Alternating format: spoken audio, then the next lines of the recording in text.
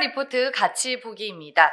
요즘 시장 상황이 참 어렵습니다. 하지만 이럴 때일수록 펀더멘털, 이 기업의 본연의 가치 그리고 본질적인 가치에 주목하며 시장을 극복해 보겠습니다.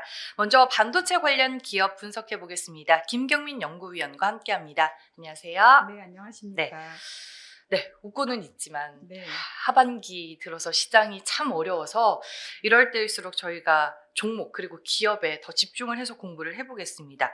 오늘 이제 소개해 주실 기업이 샘시NS라고 들었는데 어떤 기업인가요? 네, 반도체 소재 부품 쪽 회사예요. 상장한 지 아직 3년이 안 되기 때문에 시장에 많이 알려져 있진 않습니다. 샘시NS는 그 반도체 제조 공정 중에서 웨이퍼 테스트 공정에 필요한 프로브 카드에 들어가는 소재를 만들고요. 요 가운데 부분, 그 계란 노른자 해당되는 부분에 세라믹 STF, 스페이스 트랜스포머라고 하는 부분이 있는데 그것을 제작해서 납품을 합니다. 세라믹 스페이스 트랜스포머는 웨이퍼의 그 전기적인 특성을 평가하기 위해서 사용되면서 엄청나게 조그마한 그 핀으로 다 지탱이 되고 있고요. 또 그 전기적인 신호를 PCB를 통해서 테스트 검사 장비로 전달합니다. 그래서 이 웨이퍼가 만들어지긴 만들어지고 회로가 새겨졌는데 이게 의도된 대로 전기적으로 잘 작동을 하는지 아니면 불량인지 판정하기 위해서 사용되는 매우 중요한 부품입니다.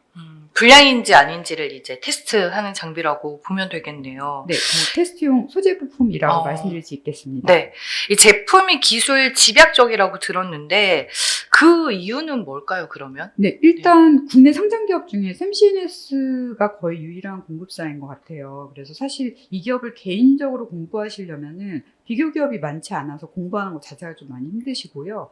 고객사의 그 기술 요구사항이 매우 까다롭습니다. 그래서 그만큼 부가가치도 높고요. 원래 이제 이 회사는 2016년도에 삼성전기의 그 세라믹 그 기판 사업부를 양수를 했습니다. 그래서 그 당시에 영업권, 재고자산, 근로자 승계까지 다 이루어졌고요. 그 전부터 연구개발하고 있었는데, 그 이제 삼성전기 사업을 인수한 이후로부터 이 STF 사업을 본격적으로 전개하게 됐고요. 너무 진입장벽이 높기 때문에 글로벌 전체적으로 공급사가 5개 정도밖에 없는 그런 업종입니다. 네. 그러면 이제 반도체 전체적인 업황이 또 궁금해지는데 반도체 가격이나 뭐 수출 지표 등을 봤을 때 요즘 반도체 산업의 현황은 어때요? 네, 아마 우리 아나운서님께서 잘 아시겠지만 이제 막 조금씩 좋아지고 있는 단계인 것 같아요. 사실 저희가 상반기 말쯤에 좋아질 거다 했는데 지금 거의 이제 겨울이 가까워져 가고 있는데 이제 좋아지고 있고요. 그 증거 중에 하나는 이제 요 현물 가격. 지금 보시는 이 제품이 정말 업황 안 좋았을 때는 거의 한 17,000원대까지 내려갔거든요. 지금은 이제 2만 원 이상으로 회복을 한 상황입니다. 그리고 수출 데이터도 조금씩 좋아지고 있습니다. 그래서 작년 10월부터 월별 숫자가 정말 안 좋았었는데 이제 여기 보시면 뭔가 이렇게 조금씩 올라오고 있는 듯한 느낌을 보실 수 있을 거예요. 그래서 월별 반도체 수출이 100억 달러를 넘느냐 안 넘느냐 이게 중요한데 지난달에는 이게 거의 90억 달러까지 올라왔고요. 지난달 숫자가 이제 어제 아침에 발표됐는데 89억 달러 정도로 해서 안 좋을 때는 50억 달러도 안 됐었고요. 그래서 지금 이 숫자도 많이 올라왔구나 하는 거를 아실 수가 있습니다. 다행히 이제 반도체 쪽 데이터는 좋아지고 있는데 우리가 이제 샘시NS라는 이 기업에 대해서 알아가고 있는 거잖아요. 기업이 가지고 있는 주요 투자 포인트로는 어떤 점들을 꼽을 수 있을까요? 네, 아까 말씀드렸던 것처럼 원래 삼성전기에서 이 사업을 하고 있었는데 사업을 이제 양도 받으면서 이제 사업이 지속이 됐고요. 원래 이쪽은 일본 회사들이 전 세계적으로 좀 시장을 석권하고 있었는데 샘시NS가 메모리 이쪽으로는 지금 점유율을 늘리고 있어요. 그래서 지금은 12인치 웨이퍼를 테스트할 수 있는 특히 낸드 쪽에 메모리 그 프로브 카드용 세라믹 기판 시장의 점유율을 늘렸고요. 그래서 이를 통해서 국내 그 반도체 산업 경쟁력 향상에 기여할 수 있게 되었습니다.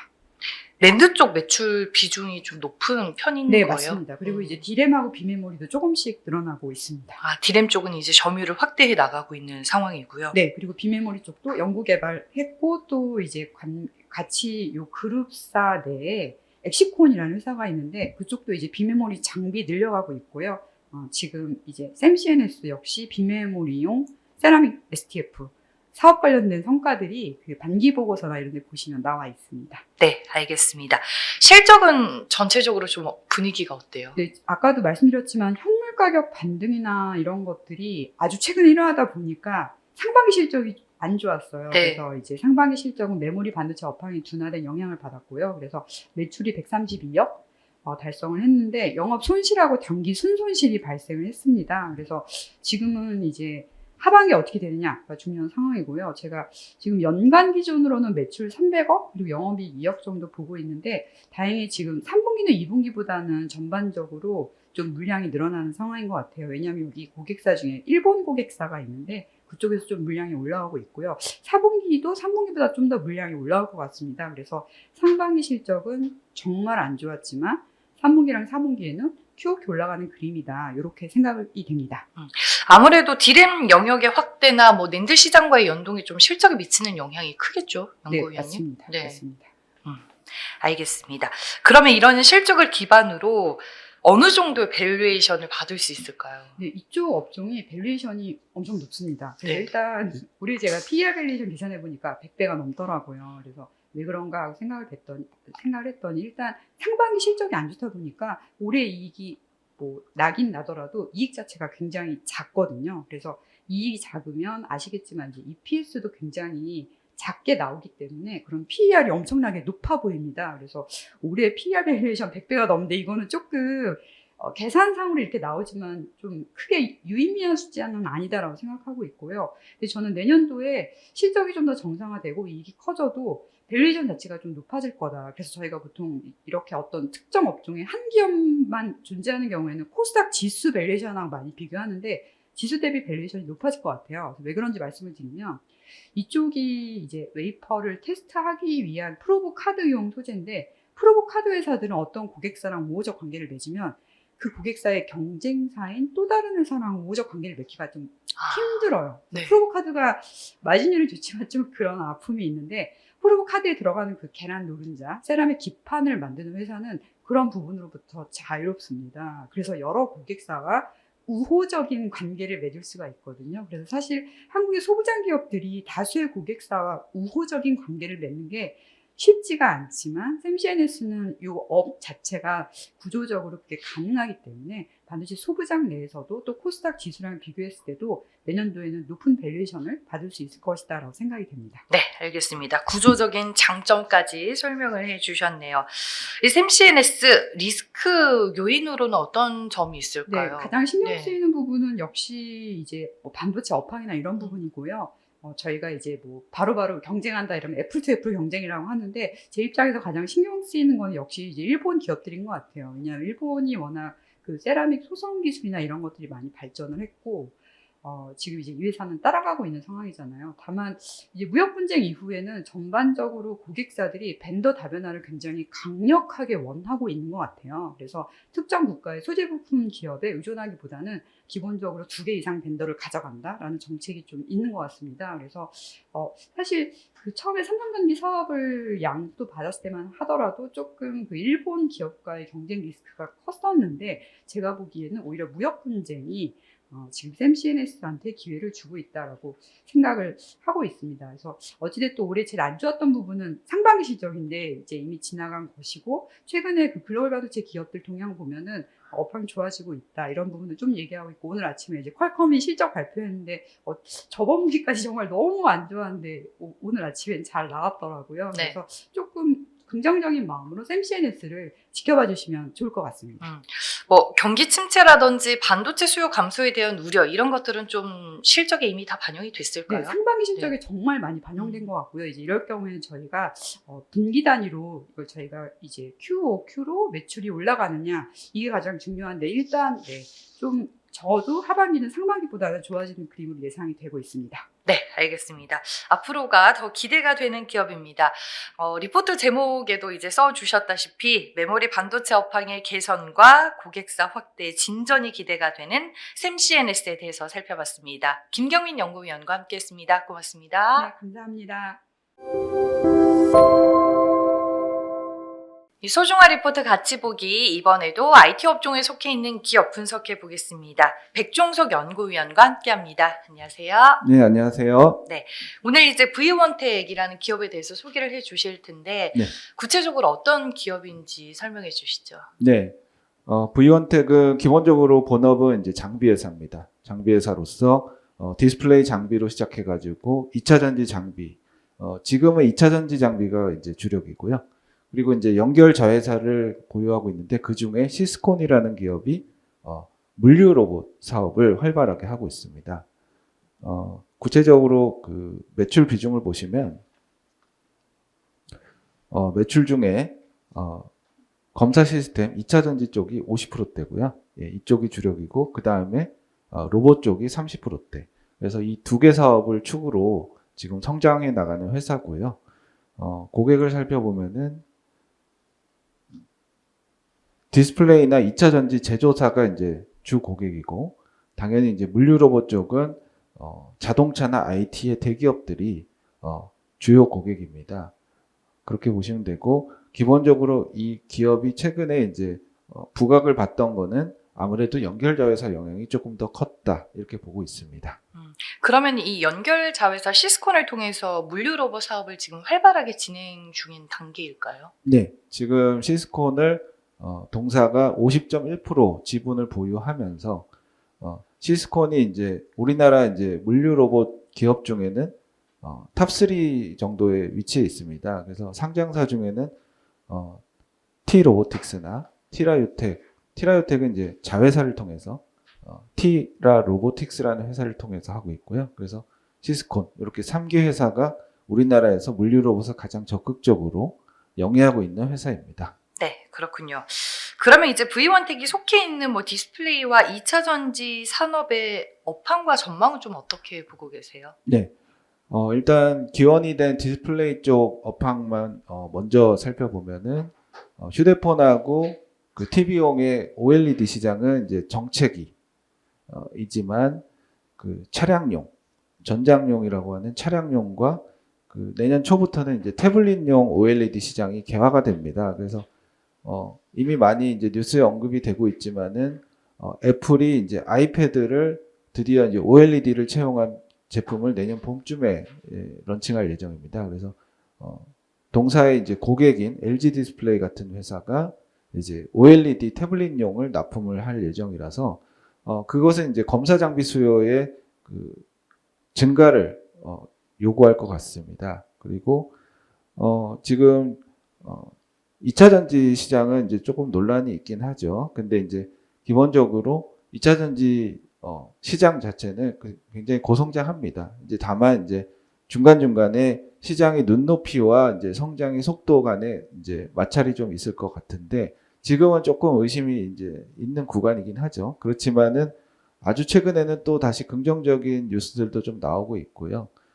기본적으로 이 회사는 LG 에너지 솔루션이 주력 고객입니다. 2차 전지 사업을 굉장히 글로벌리 활발하게 하는 2차 전지 회사죠. LG 에너지 솔루션 향으로 검사 장비를 납품을 하고 있습니다. 기본적으로 뭐 산업 성장에 대한 얘기는 2차 전지 쪽은 생략을 하도록 하고요. 네. 이후에 이제 투자 포인트를 통해서 조금 더 말씀을 드리겠습니다. 네, 알겠습니다. 그럼 투자 포인트 바로 들어볼게요. 실적 개선의 전제 조건이 될 만한 주요 투자 포인트 뭐가 있을까요? 네. 저는 세 가지 정도 투자 포인트를 꼽아봤고요. 간단히 말씀을 드리면, 첫 번째는 이제 디스플레이 업황의 수혜를 기대한다는 겁니다. 그래서, 지금 LG 디스플레이가 이제 디스플레이 검사 장비로는 이제 주력 고객입니다. 근데, LG 디스플레이가 제가 뭐 리포트에도 표현을 했지만은, 2년 연속 2조 원대 영업 적자를 기록을 올해까지 하고, 내년에 이제 흑자 전환할 예정입니다. 지금 이제 분기로는 4분기에 흑자 전환이 예정이 되고 있고요. 그러면은 당연히 자연스럽게 이제 장비 수요가 늘어날 수 있다라고 보고 있고, 앞서 말씀드린 것처럼 태블릿용 OLED 시장이 개화되기 때문에 또 추가적인 검사 장비 수요가 있을 거라고 보고 있고요. 2차 전지 이제 검사 장비 수요를 구조적으로 성장한다는 게 또 두 번째 투자 포인트입니다. 그래서 2차 전지 검사 장비 수요는 여기 표에 보시는 것처럼 일단은 LG 에너지 솔루션의 캐파 증설에 그 속도나 방향성이 너무 명확하고 뭐 중간중간에 논란이 있을 거겠지만은 고성장하는 거에는 이견이 없을 겁니다. 그래서 LG ES와 같이 LG 에너지 솔루션과 같이 성장한다라고 이제 기대를 하고 있고요. 세 번째 투자 포인트는 이제 물류 로봇 사업의 고성장을 이제 기대를 하고 있습니다. 시스콘을 통해서고요.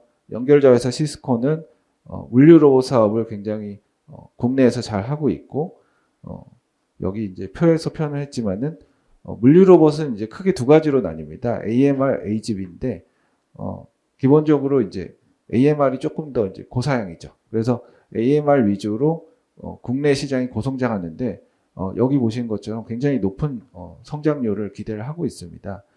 이유는 이제 IT나 자동차의 대기업들이 지금 공장을 활발하게 이제 건설하고 있죠. 특히 이제 미주 쪽에서 국내 기업 대기업들이 굉장히 이제 설비 투자를 많이 하고 있는데 거기에 이제 공장의 자동화 설비 그리고 물류 쪽에서 물류 로봇을 활발하게 쓰고 있습니다. 통상 그 한 층당 50대에서 70대의 물류 로봇을 가동하게 됩니다. 그래서 2계층 정도 하면은 100대 이상이 일단 들어가고 그런 사업에서 지금 경쟁사인 이제 T 로보틱스 같은 경우는 작년에 이제 SK 온향으로 이제 수주도 많이 공시를 했고 이 회사는 이제 공시는 이제 나눠서 들어가기 때문에 공시는 안 하고 있지만은 역시 굉장히 활발하게 하는 회사입니다. 그래서 물류 로봇의 시장의 성장성과 함께 연결자 회사도 고성장할 것이다가 마지막 포인트입니다. 이게 물류 로봇 시장이 지금 개화하고 있는 단계인데 특히나 이제 V원텍 같은 경우에는 북미향 쪽으로 이 말씀해주신 AMR의 수주가 좀 돋보이고 있는 단계일까요? 일단은 네. 그 현대차 그룹에 들어가고 있는데 현대차 그룹의 미주 공장에 갈지는 아직은 결정되지 않은 것 같고요. 다만 이제 그 각종 대기업하고 이제 논의를 진행 중이고 그리고 현대 위아 쪽에도 납품 계약을 했는데 그게 로케이션이 미주는 아직은 아닌 것 같아요. 근데 네. 그거는 향후에 얼마든지 가능할 얘기라고 생각을 하고 있습니다. 네, 알겠습니다. 그럼 이제 실적에 대해서는 우리가 어떤 관점으로 볼 수 있을까요? 예, 그 실적은 매출 측면에서 이제 작년에도 사상 최고치를 기록을 했습니다. 근데 이제 작년에 영업이익은 이제 간신히 흑자 정도 됐는데 이게 이제 당연히 이제 성장을 위해서 연결자 회사인 시스콘을 이제 연결 반영을 하다 보니까 매출은 이제 더 느는데 시스콘은 아직은 적자 기업이기 때문에 전사 연결 영업이익 손익을 까먹는 것이죠. 그래서 물론 이제 들여다보면 이해를 하실 만한 부분입니다. 왜냐하면 회사는 성장이 중요하기 때문에 일단 성장에 방점을 두고 영업이익은 이제 적자가 개선될 것이기 때문에 일단은 그렇게 이해를 하고 있고 올해는 다행히도 그래도 영업이익이 한 15억 정도로 좀 증가할 것 같습니다.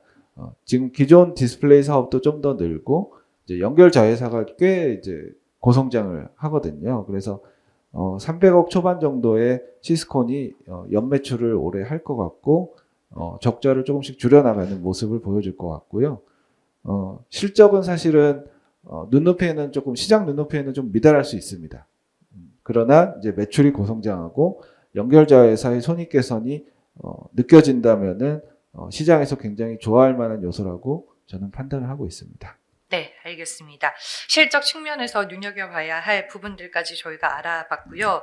아무래도 뭐 디스플레이, 2차 전지 검사 장비, 여기에 이제 물류 로봇 쪽까지 하다 보니까 밸류에이션에 대해서도 좀 궁금증이 생겨요. 예, 피어 비교를 이제 제가 해드렸고요.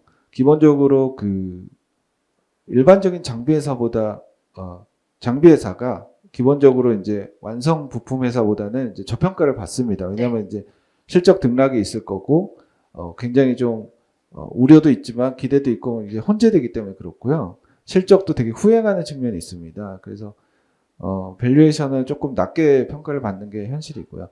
다만 이제 얘네가 연결자 회사가 있다는 건 분명한 사실이고 그것에 대한 의심이 이제 걷어질 때 점점 지금 하반기부터는 그게 나타날 거라고 보는데 그러면은 이제 저평가를 조금씩 벗어날 가능성이 높다라고 보고 있고요.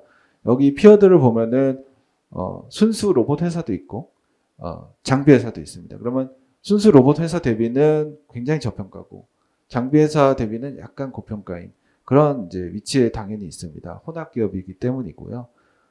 여기 이제 밴드 차트 같은 걸 보셔도 일단은 중하단 정도의 지금 현재 위치에 있습니다. 주가가. 그래서 내년 상반기에는 이제 상단 쪽을 트라이하지 않을까라고 예상을 하고 있습니다. 네, 알겠습니다. 마지막으로 이제 투자 시 유의할 만한 리스크 요인은 뭐가 있을까요? 예, 일단 그 2차 전지 검사 시스템은 이제 주고객에 굉장히 연동되죠. 지금 아까 매출의 50%대가 2차 전지 장비라고 말씀을 드렸고, 그게 LG 에너지 솔루션 향입니다. 그래서 LG 에너지 솔루션이 이제 공격적인 증설을 계속 이어나간다면 문제가 없지만, 장기적으로 혹시 중간에 이제 서비스를 줄이거나 이런다면은 영향이 있습니다. 그리고 이제 디스플레이 업황은 저는 턴어라운드가 시작되고 있다고 느끼고 실제로 그런 움직임 감지가 되는데, 혹시 이제 경기가 또 내년에 이제 우려하는 분들은 좀 있어요. 네. 전체 경기가 하향하면은 상승하던 디스플레이 업황도 조금 꺾일 가능성도 있으니까 지켜봐야 될 것 같고요. 마지막으로 이제 연결자회사 문제인데, 성장의 기본 핵심 축이기 때문에 매출 측면에서 굉장히 인상적인데, 아무래도 이제 단기적으로 볼 때는 이제 시스콘의 적자가 전사 적자에 영향을, 전사 적자는 아니지만 영향을 미칠 수 있기 때문에 그것이 이제 영업이익을 보는 측면에서 좀 아쉬운 측면이 좀 있다. 그렇게 말씀을 드릴 수 있겠습니다. 네, 알겠습니다. 말씀해주신 리스크 요인까지 꼼꼼하게 체크를 해보시길 바라겠습니다. 디스플레이와 2차 전지 검사 장비를 기본으로 하고 리포트에 써주셨다시피 로봇이 밀고 끌고 있는 V1텍에 대해 알아봤고요. 백종석 연구위원과 함께했습니다. 고맙습니다. 네, 감사합니다.